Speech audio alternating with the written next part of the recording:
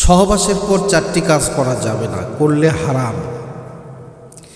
স্বামী স্ত্রী সহবাসের পর জুনুবি বা অপবিত্র অবস্থায় থাকেন। এই অপবিত্র অবস্থা থেকে পবিত্র হওয়ার একমাত্র উপায় হলো ফরজ গোসল করা। গোসল করার আগ পর্যন্ত কিছু কাজ করা ইসলামে কঠোরভাবে নিষিদ্ধ, হারামের গুনাহ হবে। 1 নম্বর, সালাত বা নামাজ আদায় করা। অপবিত্র অবস্থায় নামাজ আদায় করা যায় না। নামাজের জন্য পবিত্রতা শর্ত। আল্লাহ তাআলা বলেন, ইয়া আইয়ুহাল্লাযীনা আমানু লা তাকরাবুস সালাতা ওয়া আনতুম সুকারা হাত্তা তা'লামু মা তাকুলুনা ওয়ালা জুনুবান ইল্লা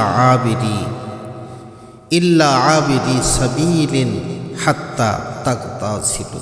হে মুমিনগণ, তোমরা নেশাগ্রস্ত অবস্থায় নামাজের নিকটবর্তী হয় না যতক্ষণ না তোমরা যা বলো তা বুঝতে পারো, এবং অপবিত্র অবস্থায়ও না যতক্ষণ না তোমরা গোসল করো।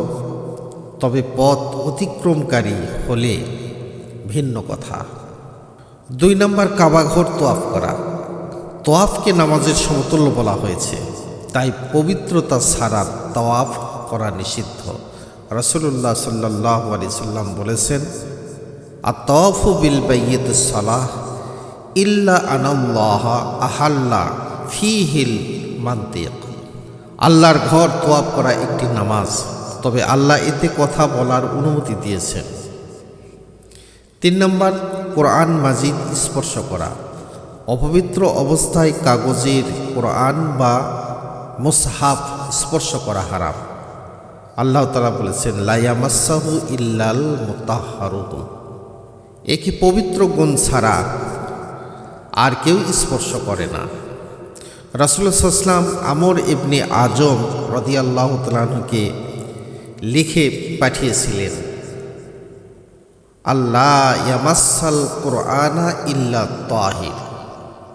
পবিত্র ব্যক্তি ছাড়া কেউ যেন কোরআন স্পর্শ না করে। 4 নম্বর, মসজিদে অবস্থান করা। জুনুবী ব্যক্তির জন্য মসজিদে অবস্থান করা বা বসা নিষিদ্ধ, তবে প্রয়োজনে মসজিদ দিয়ে পথ অতিক্রম করা যাবে।